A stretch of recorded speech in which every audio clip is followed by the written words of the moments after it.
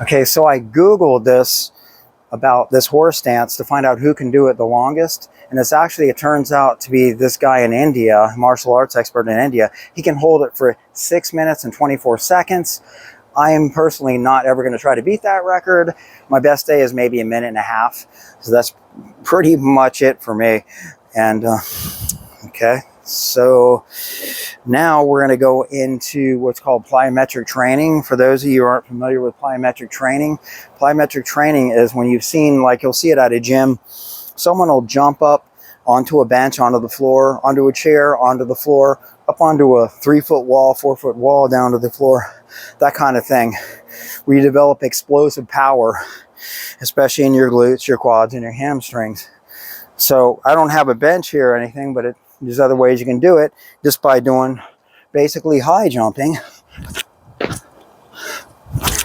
Now, when I push up off the floor, that's the positive contraction or concentric contraction. When I land, it's the eccentric or negative contraction. We're a lot stronger on the negative contraction than the positive contraction. So when I push my 170 pounds up and then I land, as I come down and land, there's about 340 pounds coming down on me. So these leg muscles are dealing with about 340 pounds on the negative contraction on the way down, as slowly the brakes come on to stop me from my rear end hitting the floor. So that's one method, which is simple. There's another one to increase explosive power in the legs.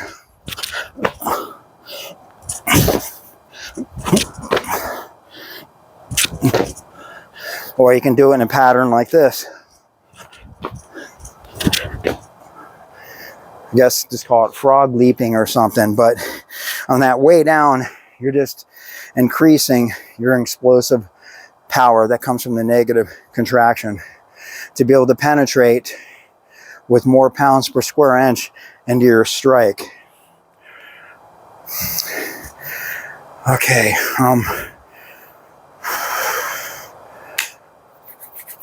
what's next? Okay, sorry.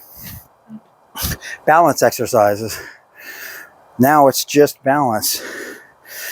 And, oh wait, there's 2 more I want to get in there. I want to train the adductor muscles and the abductor muscles. So this type of training will help you increase your momentum into the target. And basically, it's that first leg movement of this kick. So you're going to be doing this. You're just training your body. And this body, all of our bodies, is 75% water. So this water energy, you want to get the water energy moving as fast as you can into the strike. And then the muscles here are made up of 75% water and 25% protein in the muscle fiber. So it's water energy that you're concentrating on. Now the other one is the hip abductors, which are located here. The way we train those is like this.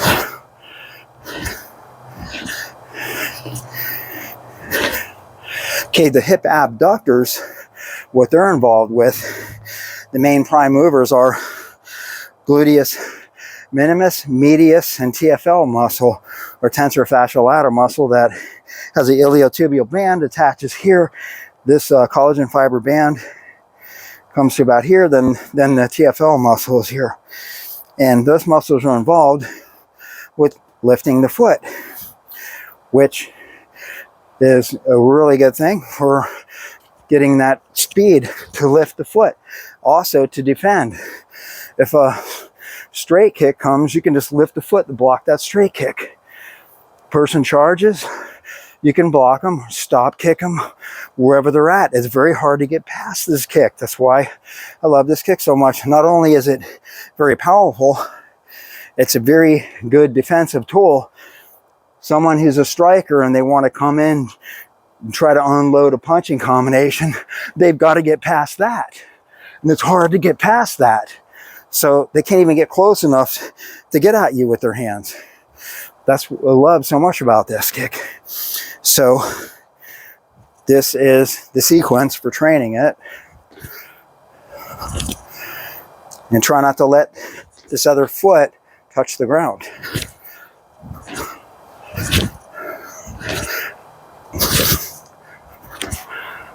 Okay, now to get into the balancing exercises. Start out with simulating a front kick, back kick, front, back. Try to maintain balance, front, back.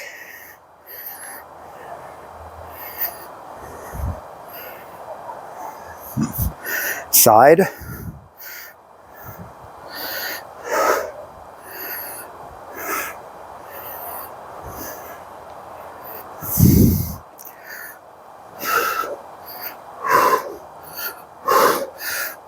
Simulate roundhouse.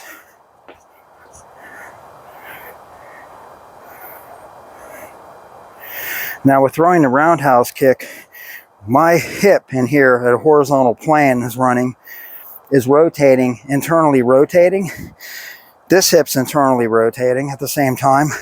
But when you follow through past this point, this foot is going to rotate. So now this leg is externally rotating like this. See that rotation from here? See that rotation in the foot? Very important to be able to follow through, to be able to generate maximal PSI behind your strike. Okay, practice. You can practice like a hooking motion, kind of put together your own little program here.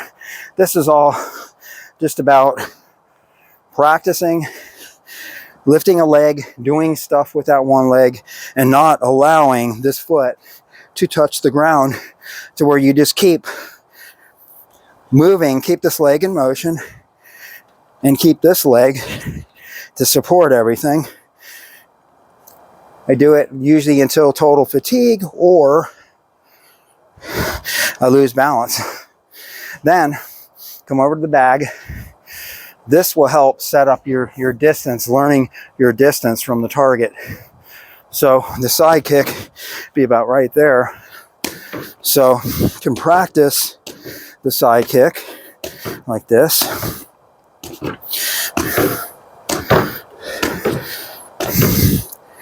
I'm not going to sit here all day and do this, which I might be able to. That's left, now right.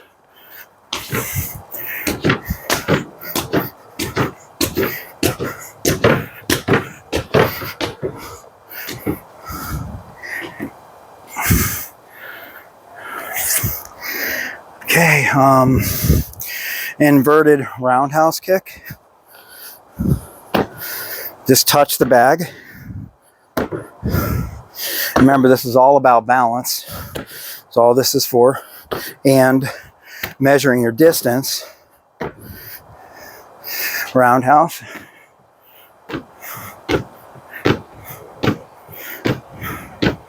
Hook.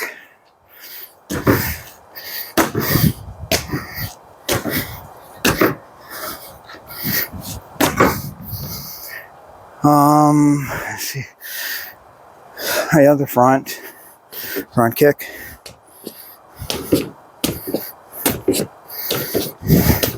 You can check out your phone, check out the stock market, see what's going on in the sports arena.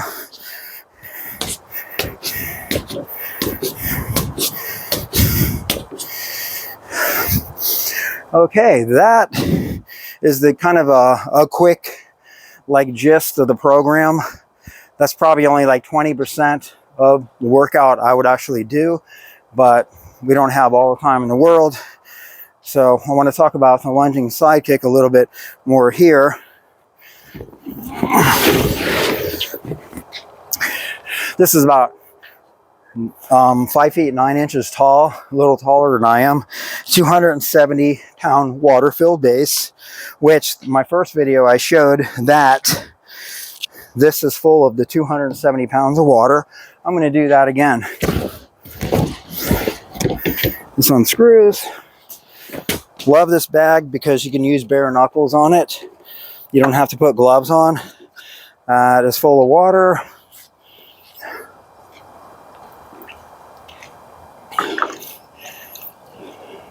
Can't get any more water in there. Of course, like I said before, anybody could do a video like this and put only like 50 pounds in there and then kick the bag clean into their neighbor's yard. If you are, I'm 170 pounds, if you're like 225 pounds and you're 6'2", naturally your kicking height's going to be higher. So it's going to be much easier for you to kick it over way up here versus down here while I'm kicking it. But I like to be closest to my target. It's going to be 90 degrees right there, not any higher than that, because it takes longer to get there. That's important to me. I want the strike to get there as quickly as possible. So I guess, yeah, that's a good angle. Okay, what I'm going to do is, okay, this position with this leg, this foot, this heel is pointing at the target. This kick is actually not really a side kick or a back kick. It's an in-between side and back kick. So from this angle, the gluteus maximus muscle right here can contract with maximal explosive power from this angle. And this muscle is the strongest muscle in the human body. It has more muscle mass than any muscle in the entire human body. But the world of exercise science will argue saying overall, pound for pound, which is true, the strongest muscle in the human body is the masseter muscle right here for talking and chewing food. But it is a very tiny little muscle compared to the gluteus maximus. Okay, now when executing this kick, can you come over here, babe? When I step behind right here, I'm putting the muscle fibers of the gluteus maximus muscle, the strongest muscle in the human body, which its origin is along the border of the sacrum here, of all these fibers coming down, and then it crosses over the hip joint, attaches to the femur bone, which is the strongest bone in the human body. Makes sense. Strongest muscle, strongest bone it attaches to. Okay, now when the tendon attachment site is about right here, it's about right there. So we got the muscle starts here and ends over here. It's on stretch. For the fact that muscle is on stretch, because I step behind, I'm putting it on a stretch mode, which a muscle can contract with more explosive power when it's on stretch. An example would be in the gym, the seated leg curl versus the lying down supine leg curl.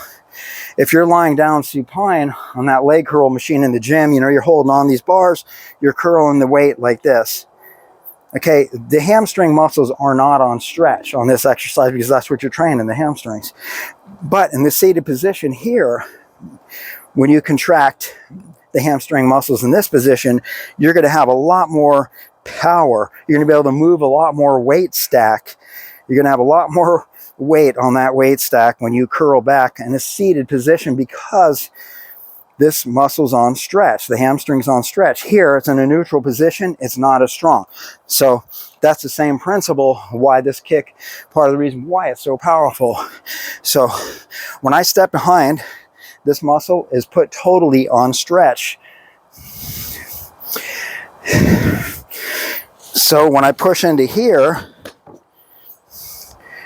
actually both of them are on stretch. The truth is, when I step behind, this is on stretch and this one's on stretch. We've never even thought of that before. That's awesome. It's even better because when I step behind, this muscle's on stretch and this glute's on stretch for maximal explosive power into this strike. So this strike, show it to you again with the right leg this time.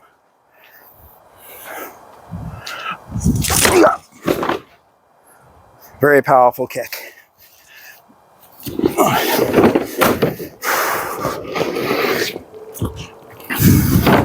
harder to kick it over on the smooth surface too.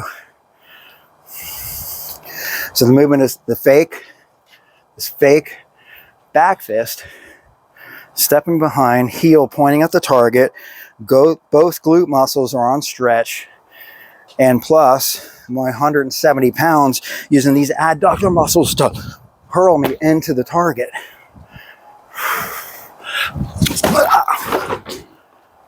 I would not want to be in the receiving end of that.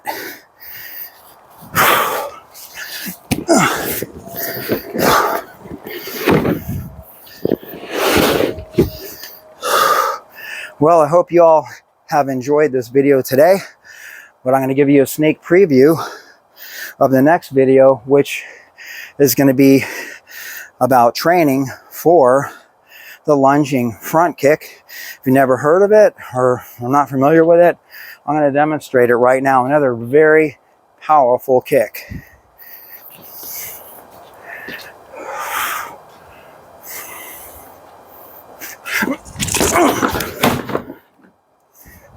One more time.